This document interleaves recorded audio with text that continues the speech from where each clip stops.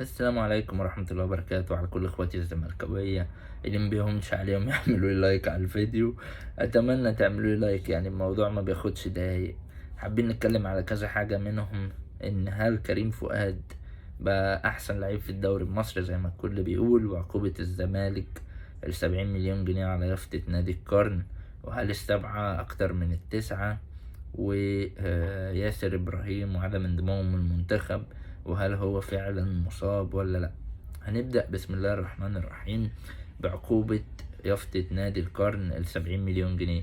مبدئيا كل الكلام اللي اتقال ده كلام عاري من الصحة، مفيش أي عقوبة اتفرضت أو أي حكم اتفرض على الزمالك، بل بالعكس تم تعليق الحكم لمدة شهر. يعني مفيش أي أحكام ممكن تصدر إلا بعد شهر، يا إما يتم إلغاء الدعوة بعدها، يا إما تغريم الزمالك بأيا كان المبلغ. ده بالنسبة للعقوبة، وطبعا الناس فرحانة. طبعا الناس فرحانة وعايزة تاخد الفلوس، علشان هي نادي القرن، يعني علشان هم لسه مقتنعين إن السبعة أكتر من التسعة. يعني ما يعني ربنا يكون في عونكم بجد بالنسبة للحتة دي.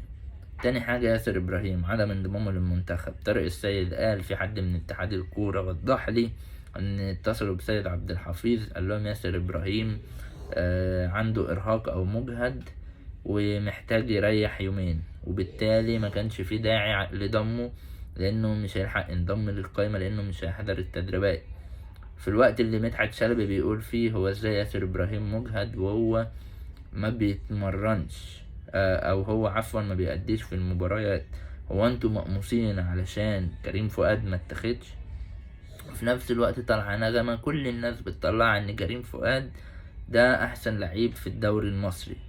كريم فؤاد اللي احنا ما شفنالوش نص موسم كويس فجأة بقى احسن لعيب في الدوري المصري، وازاي ما يتخدش في الوقت اللي كان شيكابالا فيه ايام حسن شحاتة هداف الدوري بيجيب اجوان من كل حتة في الملعب، اجوان ما شفناهاش تاني في ملاعبنا يعتبر، واخد جايزة هداف الدوري وجايزة افضل لعيب في الدوري، وما كانش بينضم، ما كانش حد بيتكلم، وكانت الدنيا بتمشي. دلوقتي كريم فؤاد عشان ماتشين بقى احسن لعيب في الدوري، مع العلم طبعا ان ياسر ابراهيم اصلا لو كان راح ما كانش يعتمد عليه بعد يعني بعد الماتش بتاع نهائي الكاس وبن شرقي واللي عمله معاه، يعني بقى صعب ان هو يعتمد عليه، وبالتالي خد حد تاني من الاتحاد.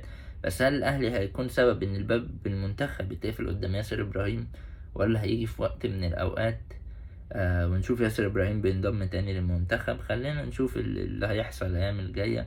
كل التوفيق لمنتخب مصر، كل التوفيق لزمالكنا الحبيب، وما تنسوش تدعموني بلايك واشتراك.